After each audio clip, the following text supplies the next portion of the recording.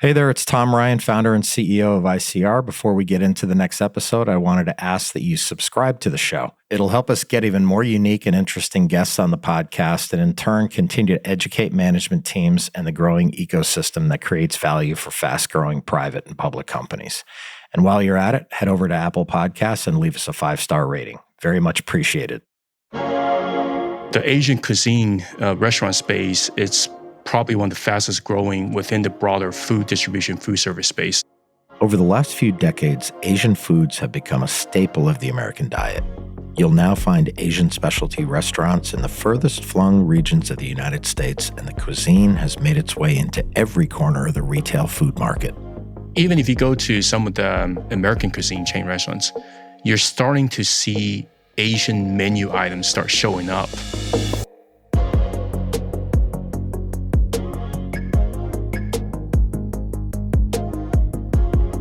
Being a public company can be hard. Small missteps can have outsized consequences. I'm Tom Ryan, founder and CEO of ICR, and over the last 25 years, we've helped thousands of companies understand and navigate the stock market and the media. We'll demystify these and other increasingly complex stakeholder groups so you can focus on what you do best, building your company and unlocking your true potential. This is Welcome to the Arena from ICR. The increasing popularity of Asian food presents plenty of exciting business opportunities, but also some challenges. Many of these specialty restaurants are family-owned and lack the corporate structure you'll find in larger chains. And a lot of them are located in rural places that make centralized distribution very difficult. Servicing these types of businesses requires a personal touch and a lot of relationship building to understand their individual needs. That makes the barrier to entry pretty high and creates a very large moat around the companies already established in the sector. That includes HF Foods Group, led by CEO Felix Lin. HF trades on NASDAQ under the symbol HFFG, and they are a leading distributor of international and specialty food service solutions to restaurants, wholesalers, and other customers in the food supply chain in the United States. Before taking on the role of CEO, Felix served as president and chief operating officer of HF Foods Group and has been a key part of developing, implementing, and executing on the company's comprehensive transformation plan. Prior to HF, Felix was vice president and senior strategy officer for Bluebird Corporation, overseeing human resources, corporate and operation training, government relations, compliance, and strategy. During his time at Bluebird, Felix also held leadership positions in manufacturing, operations, supply chain, finance, and accounting. Earlier in his career, Felix worked as a key member of the China and Middle East business development team for Bluebird Corporation under Cerebus Capital. Let's enter the arena with Felix Lin.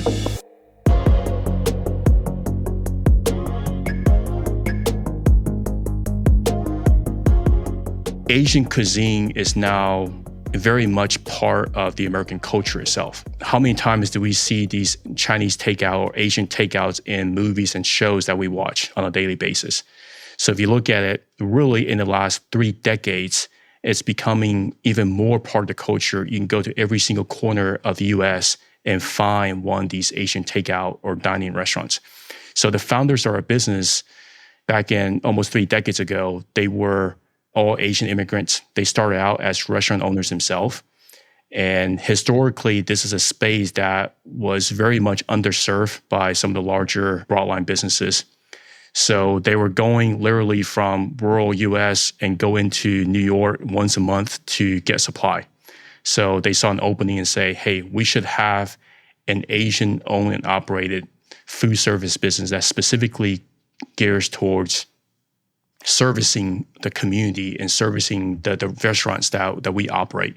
So that's kind of how it got started. And it's a reason why we have such a cultural connection with our customers, because the founders and operators of the business understands how valuable it is the service and the product that we provide. You know, fast forward to today, it's a really big operation, public company, over 15,000 clients. Given all of those clients and maybe their different needs, how are you set up to kind of appreciate and understand all the individual needs of probably a lot of varied different customers? Yeah, absolutely. I mean, if you look at our space, The Asian cuisine restaurant space, it's probably one of the fastest growing within the broader food distribution, food service space. So today, there's roughly about 94,000 restaurants. And the vast majority of our customers are all mom and pop, independently run businesses. So there's not a whole lot of chains or franchise operations. So you're not dealing with highly sophisticated corporate, model. So 15,000 restaurants, our sales model is the one that we have salespeople that speak the local dialects of every single one of these customers. So there's weekly interaction with them in terms of what their service needs are, what are the products. So that is what differentiates us as a business, both in terms of the product that we offer and the level of service that we can provide with the cultural connection and the language aspect of it. Yeah, it sounds like really sticky, like you're a true partner for like years and years and years. I would imagine like the average tenure of your clients is off the charts.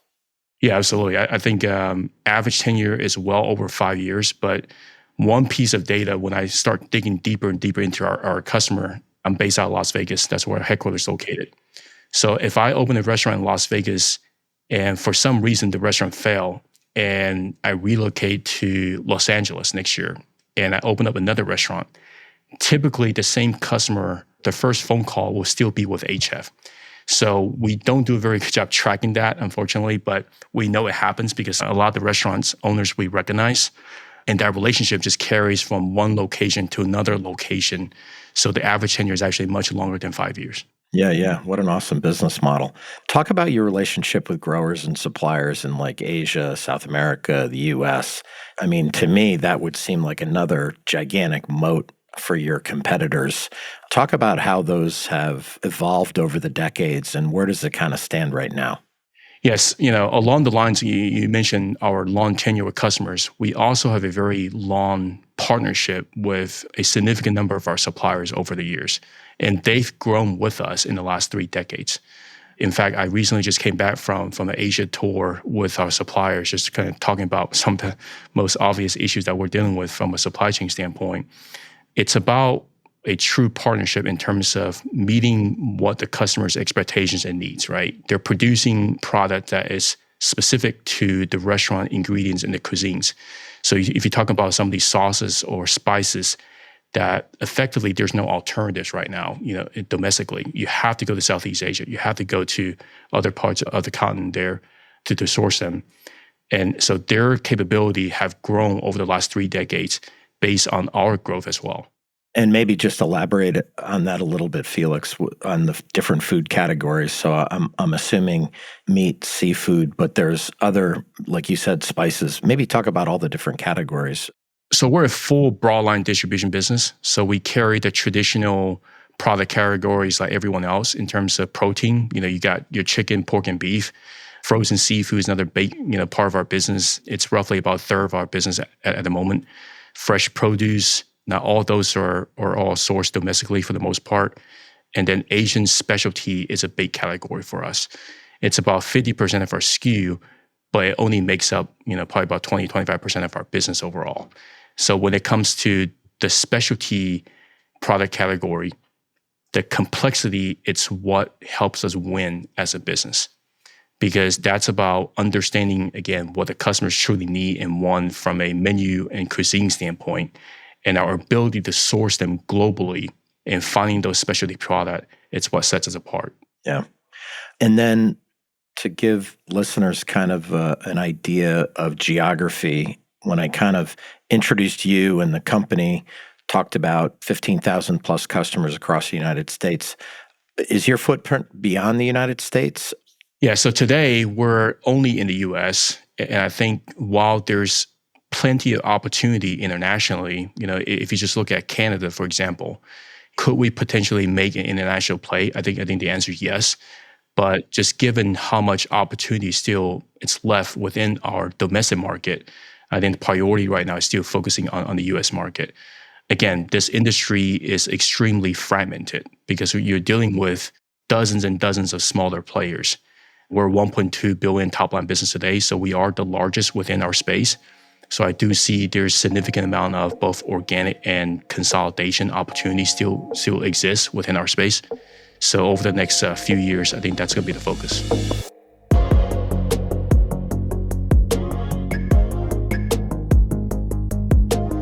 So it seems as though HF has a strong plan for organic and inorganic growth, but no business plan is strong enough to entirely withstand an uncertain macro environment. Luckily, HF has a wealth of experience they can draw on to help them weather the current market turbulence in terms of import tariffs and potential supply chain disruptions.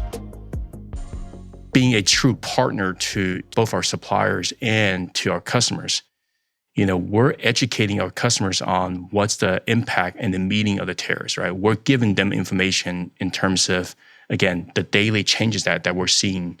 So where they need to make adjustments, from a menu or ingredient standpoint, where they need to make adjustment from a pricing standpoint, we're having those active discussion in a partnership with our customers, right? So they look at HF much, much more than just as a food supplier to them as a business. It's more as, more of a partner and a member of their community in that sense. Yeah, so you can literally help them with like kind of the mix shift on the menu and kind of talking through like alternatives to keep the P&L where it needs to be. Like, that's incredible. I can't imagine the loyalty that drives. And we leverage that and have learned so much from the pandemic, right? Because in the pandemic, it was supply chain disruption across the board in many, many different industries. There were a lot of goods that weren't available to our customers. So we literally work with them and say, how do you adjust your menu? So give you a perspective, right? One of the things that you can find on any one of these Asian takeouts could be a plate called chicken with mixed veggie. So when water chestnuts was not available, they substituted with more snow peas, with more bok choy. So same thing's happening now. Tariffs kicks in. If there's certain things becomes unaffordable for customers, or it's unavailable in some cases, they're going to be able to substitute different ingredients to still fill the plate and run their business. So these are the type of dialogues that our salespeople are having on a day-to-day basis with our customers and help them drive their business and continue to be successful. Another thing that struck me that I think also would be almost impossible to replicate is kind of your centralized procurement and distribution center network. Why is it that way? Talk about it, and also the distribution mechanisms that you have. Yeah, and I talk about, again, the space that we're in historically has been very much fragmented. So the way that this business was built and kind of grew over the last 3 decades, some of that structure is still in place in terms of that fragmentation. So when I first joined as board member and as COO, I saw a tremendous amount of opportunity in terms of driving efficiency in our business. So if you look at our overall plan from a transformation standpoint, driving efficiency, centralized purchasing, upgrading our digital platform, it's all part of this transformation so that we can do business in a very much different structure. So how do we operate as one versus as 14 different distribution businesses? Because again, we are the biggest within our space, and our competition is largely these smaller players, in local markets or some that's on a regional scale. There's no one that can compete with us from a scale standpoint if we truly behave as a $1.2 billion business. That's why it's a focus of mine, and it just makes all the sense to make that a priority for us. You've mentioned the fragmentation in the business a few times, and I have to think M&A could play a role in the future. I mean, you have to be the exit strategy for everyone, and they don't have the wherewithal to implement like technology and automation and like whatever. Maybe spend a minute on your philosophy on M&A and, how you think about that in terms of like future growth. Yeah, absolutely. So look, from a growth standpoint, we've always have a parallel approach, right? I think there's significant amount of organic growth for us. And I think the biggest bucket is cross-selling a product throughout our various businesses. But in the M&A side, we are the strategic buyer within our space. We are the one that understands these smaller players. And you're exactly right, Tom. We might be the only option for these guys to monetize and exit, because you're dealing with first-generation operators that their business is either too small or too complicated for a private equity or a larger strategic. And we know who all these players are. During the pandemic, again, very tough environment. So there was an opening of a lot of people exiting, and we picked up a few businesses during the pandemic. Things have settled down. Our pipeline is extremely strong. I see so much similarities in terms of what's happening today from a macro standpoint, how the terror might impact the industry in the various businesses versus the pandemic. So there's phone calls literally coming in, on a weekly basis and say, this might be a time. And we're actively now evaluating some of these opportunities. Yeah. So listen, a lot of levers at your disposal to grow. M&A is one of them. You mentioned organic growth. I know that you're diversifying into other high growth channels. I think specialty grocery, e-commerce, things like that. Maybe talk about those channels. Yeah, short term, we're trying to grow in a way that doesn't require significant amount of, call it incremental investment. Whether it's customer acquisition costs from a cross-selling standpoint or distribution costs in terms of DS&A. So if you look at, our business today, which is dominated by what I consider retail restaurant business, right? So I got 15,000 customer accounts. It's 15,000 Asian families and employees that they have at these restaurants, especially the one that it's located in very rural areas of the U.S. They don't have any access to specialty groceries or snacks, right? Mm-hmm. So phase one of this, and we literally just piloted this program with a couple of locations, and there's hundreds of people that sign up within the first hour, where we can sell these specialty products to them, going out on the same trucks that deliver the restaurant goods to them on a weekly basis. Again, no incremental distribution costs, and yet these business carries a tremendous amount of margin, right? Broadliner business average anywhere between 17-18% margin. These retail business could range from anywhere from 40 to 70% margin. So over time, I think this could be a very, very good opportunity for us. And in phase two of it, could it eventually become some of our restaurant partners, could they become a retail distribution point for us, right? Where, again, the general public now, as they go into these restaurants and dine and pick up takeouts, can they start having access to some of these specialty products? So I think there's a tremendous opportunity for us over kind of a long-term period as well. How do you see kind of the international food category evolving over the next 5 years or something like that? It just seems like there's so much opportunity, so many things changing, consumer tastes, et cetera. Yeah, I think it's one of the fastest growing, if not the fastest growing segment within the broader space. People always talk about, if you pay close attention to the restaurant industry, the failure rate of new restaurants is extremely high, right? But we're actually seeing quite the opposite with new restaurants within our space.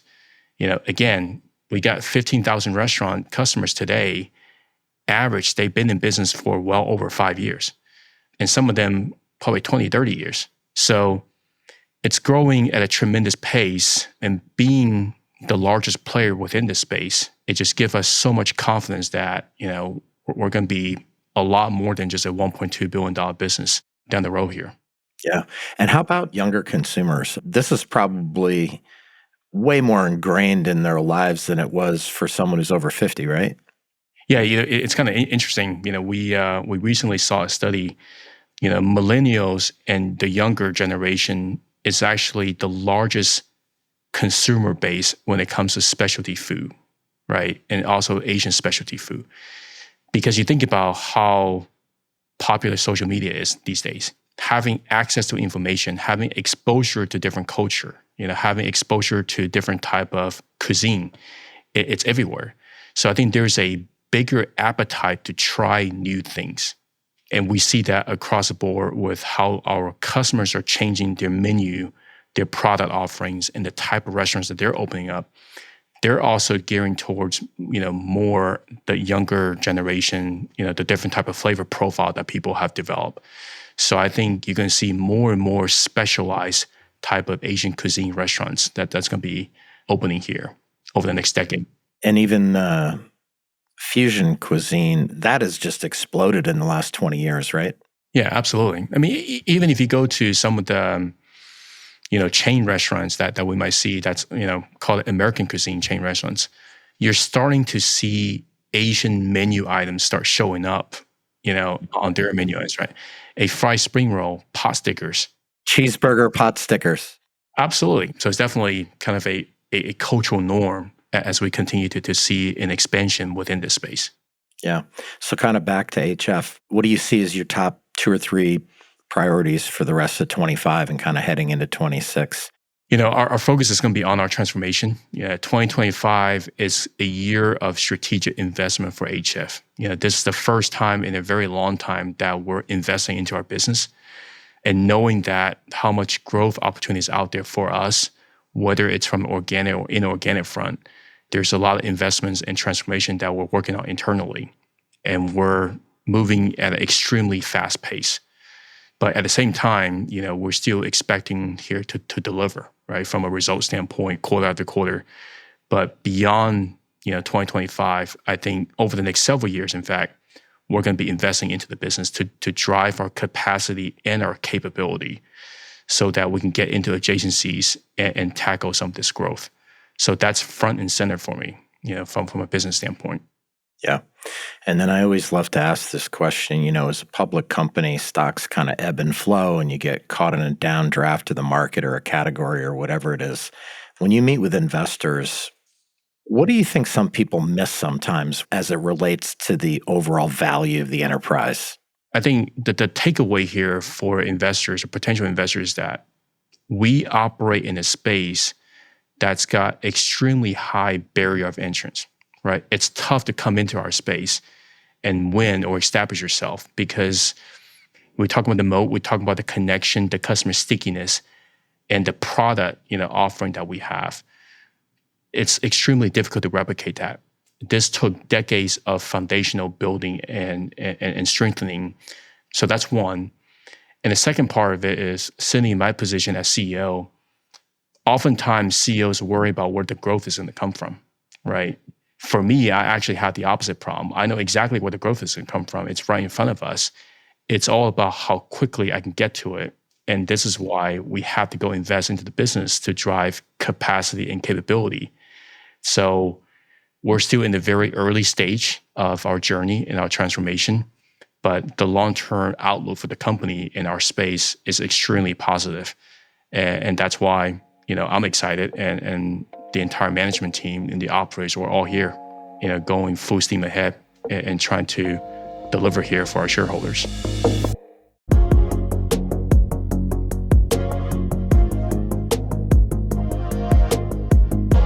As one of the biggest players in the Asian food space, HF Foods Group serves as the exit strategy for many smaller regional players in the field. As market conditions become more volatile, we might see consolidations in the sector, which could be a huge benefit to larger firms like HF. And with their extremely loyal customer base, a well-developed supply chain, and a wealth of experience navigating market uncertainty, HF Foods Group seems poised to really capitalize on the booming popularity of Asian cuisine.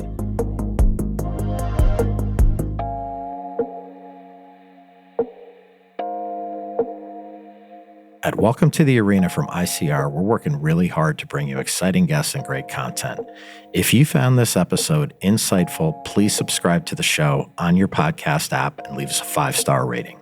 The more the show grows, the more interesting voices we can have on the podcast, and in turn, that should demystify a lot of the stakeholders around public companies and soon-to-be public companies. Thank you so much for listening. Thanks to Felix Lin, who's been pivotal in developing a growth strategy for HF Foods Group that has the potential to take the company to new heights. It'll be interesting to see their strategy play out and see more and more Asian-inspired food items show up on menus across the country. This is Tom Ryan. We'll see you next time back in the arena. References to specific stocks are not intended to be recommendations for specific trading behavior. Comments presented on this podcast are intended for informational and educational purposes only, and do not represent opinions or recommendations on whether to buy, sell, or hold shares of a particular stock. All investors are advised to conduct their own independent research into individual stocks before making a trading decision. In addition, investors are advised that past stock performance is no guarantee of future price performance.